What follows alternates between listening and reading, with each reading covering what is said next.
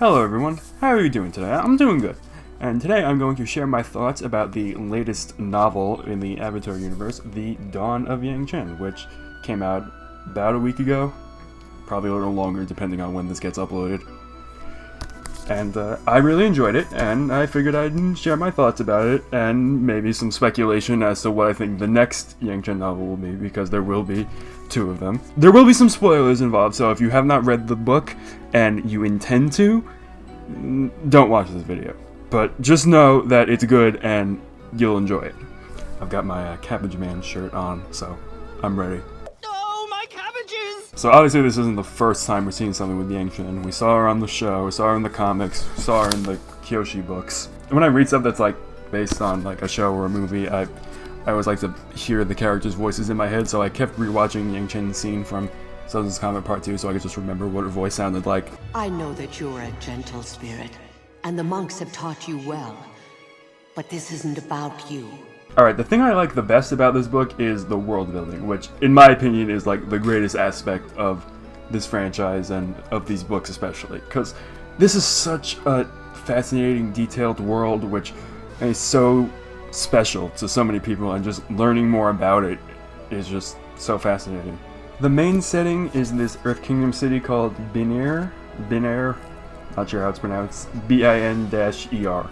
The city's controlled by these merchants called Shangs, and basically there's the backstory of something called the Platinum Affair, which is that trade between the nations was severely halted after this big conspiracy to fund this rebel who was about to overthrow the Earth King, and now suddenly all this trade between the nations was stopped, but then it's like, oh damn, we actually do need trade to live. Okay, so we're going to build these specific cities where these merchants will handle everything and no other real trade can go on. I mean, obviously that's going to stop at some point since we know that was done away with later in the franchise, but it's interesting as a beginning setting. I don't know if the city's going to survive. I mean, it is intact at the end of this book. I mean, it took some damage, but it's still surviving and people are rebuilding, but it doesn't even seem to be around by Kyoshi's time, let alone Aang's or Korra's, so I'm thinking something bad is going to happen to the city in the second Yangchen novel. More on my theories for that later. The overall main plot of this novel is that Yangchen is trying to stop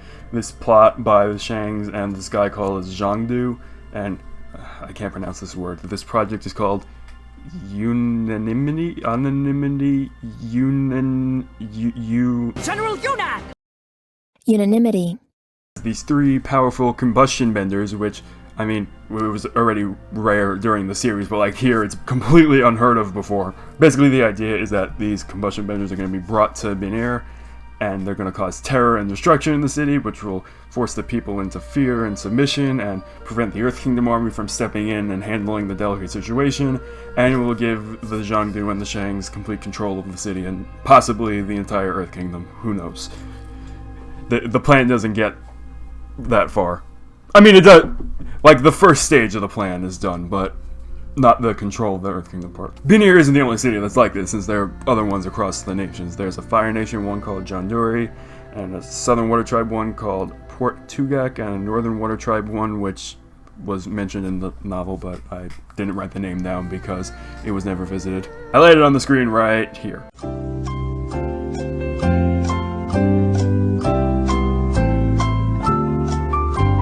You don't even realize how much the war forced this world to industrialize until you read the novels and you just see how much simpler everything is.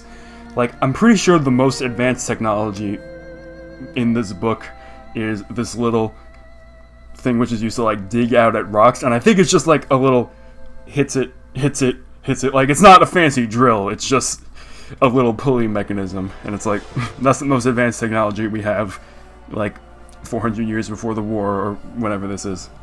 Probably more than that. Yangchen is a total girl boss. Do not mess with her.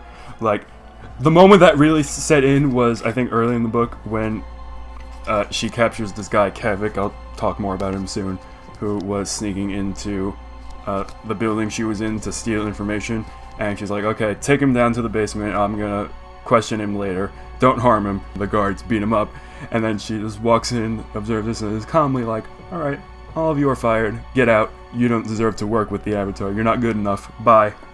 She doesn't use those exact words, but she's basically, no one messes with her. And later she manipulates events so that Kavik has to join her on her quest. You know, she follows him home, and she knocks on the door, and his parents are like, "Oh my god, it's the Avatar, please come in, come in." And, you know, she talks with Kavik privately and is like, "Hey, I want to recruit you on this mission I'm doing." And he's like, "No." And she's like, "Okay." Walks back to the parents and said, "Oh, I just offered your son the mission to be one of my companions." And now the son's like, "Oh man, my parents, they're gonna want me to do it now." And now he can't say no. A major theme of the novel is that she's not quite as perfect as history would later remember her to be. She makes a lot of mistakes and she has to learn to live with them. There's a quote here on page 113 which I think is very important for her character. "You have to hold on to the victories and let go of the defeats, or else you'll never sleep again."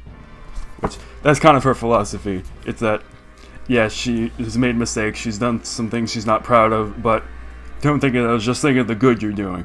Which is kind of echoed in the original series when she's, you know, telling Aang that, you know, you're gonna have to do some things you're not proud of, but just think of all the lives you'll be saving in the process. There's like the up there Yangchen, who's like the revered leader that everyone adores, and there's the down here one who's more, well, down to earth and is like a lot more casual than people think she is. One thing I do like is that this is not an origin story. I mean, there are a few flashbacks to her childhood, but, you know, we're not seeing the journey of her mastering the 4 elements. We've already done that for the other avatars. We don't need to do that for her. It's just, it starts off like a year or so after she became the fully realized avatar, and she had already done some stuff. Like there was something that was mentioned in the Rift comics, which is like mentioned here.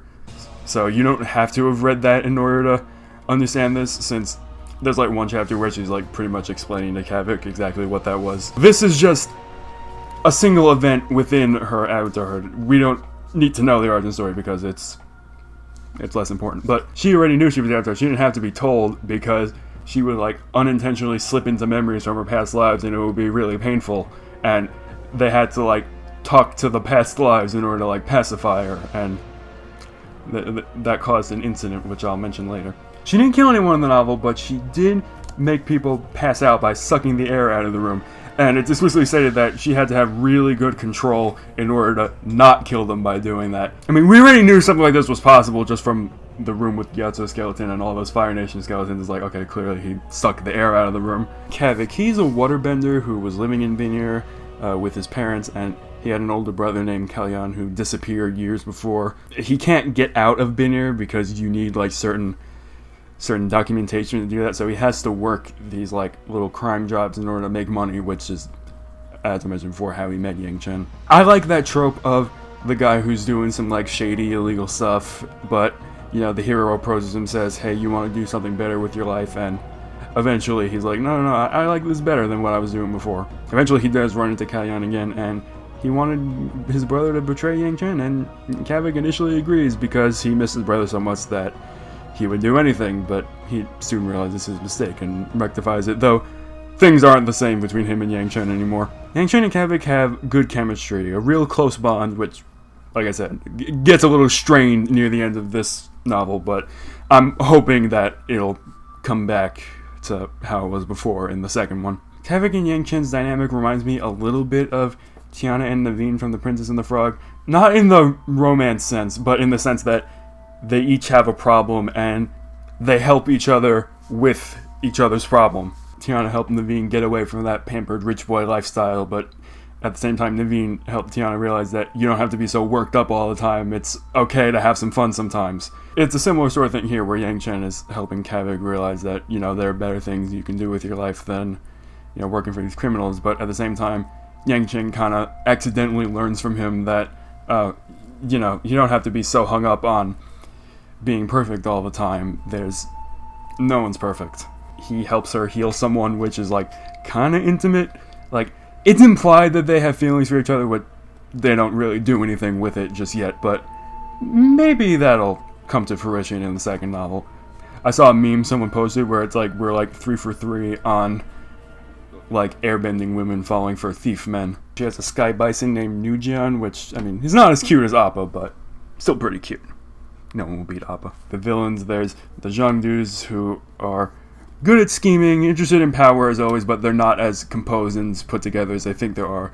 these unanimity combustion benders have the real power. There's some other cool supporting characters like Jujinta, who's a knife thrower, and he used to be a Yuan archer, but he was exiled. There's also Ekudan and Tagayum, who are two of Yangchen's older allies. They help her and Kavik out during the quest. They like give him a place to hide, and later they come with her to Binir to stop the combustion benders. There's also this guy Boma, who actually first appeared in the comics. He's kind of like Yangchen's Alfred, in the sense that he's not really her servant, that would be wrong, but he's there for her. He's kind of like a father figure, that sort of thing. You got the Earth King, who is a bit mad and would apparently regularly purge people from his palace. Like, he's unstable, but there's a chapter near the end of the book where he's talking with Yangchen and he seems to be aware that he's unstable, so Yangchen lied and said that the explosions in Binir were caused by spirits and not by human beings, because if political leaders found out these combustion benders existed, who knows what'll happen. There's definitely some sequel hooks. The unanimity combustion benders were apprehended, but they're basically saying that we're gonna come back to power one day. We're gonna escape, and we'll cause terror again. And yeah, that's gonna cause a problem. The world's governments are gonna find out about who they truly are sooner rather than later. The last chapter is that one agent from the Northern Water Tribe almost takes out Kavik, but he's saved by a White Lotus member.